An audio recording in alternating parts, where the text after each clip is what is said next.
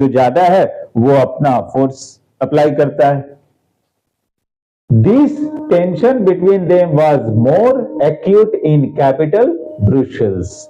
यहां पर तो 80-20 का मैटर था, तो यहां और ज्यादा इस बात को लेकर हो रहा था कि फ्रेंच बोलने लगे कि यहां हम 80% है तो हमारा चलना चाहिए। Dutch speakers has majority in the countryside but minority in the capital। जहां डच स्पीकर को कंट्री साइड में मेजोरिटी है, वैसे ही इनके कैपिटल ब्रुसेल्स में वो माइनॉरिटी में थे। जहां फ्रेंच स्पीकर्स माइनॉरिटी में थे कंट्री साइड में, तो ब्रुसेल्स में कैपिटल में ये मेजोरिटी में थे। अब इन्होंने इसका सॉल्यूशन क्या निकाला और कैसे निकाला, अब हम वो देखते हैं। तो सॉल्यूशन ये है कि सेंट्रल गवर्नमेंट जो होगी उसमें दोनों ही लैंग्वेज के इक्वल मिनिस्टर्स होंगे, नंबर ऑफ मिनिस्टर सेम होंगे।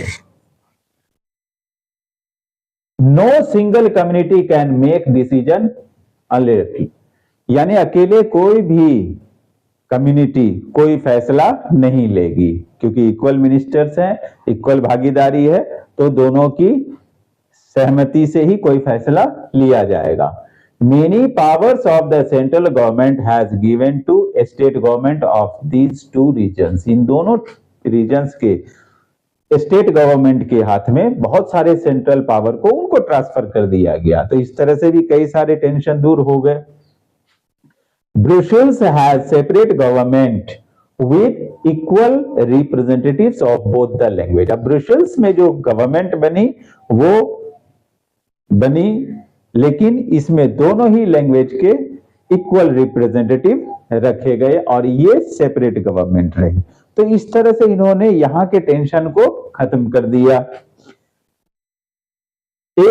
Apart from both the central and state government, there is a third kind of government called community government। अब ये चूंकि दो डिफरेंट टाइप के लैंग्वेज वाले हैं, दो इनका तरीका अलग है, तो इन्होंने कम्युनिटी का कल को कोई मैटर ना आए, कोई डिस्प्यूट ना खड़ा हो, इसके लिए इन्होंने कम्युनिटी गवर्नमेंट का भी एक प्रोविजन रखा। आपने सारे कम्युनिटी मैटर उस गवर्नमेंट के थ्रू सॉल्व कीजिए। तो इस तरह से इन्होंने यहाँ के इस लिंग्विस्टिक कॉन्फ्लिक्ट को सॉल्व किया। अब हम एक दूसरी कंट्री को देखते हैं जो हमारे ही पड़ोसी के तौर पे जाने जाते हैं, वो है श्रीलंका। ये एक आइलैंड कंट्री है और यहां की पॉपुलेशन 2 करोड़ है और यहां पर भी 2 लैंग्वेज को लेकर डिस्प्यूट रहा है। सिंहला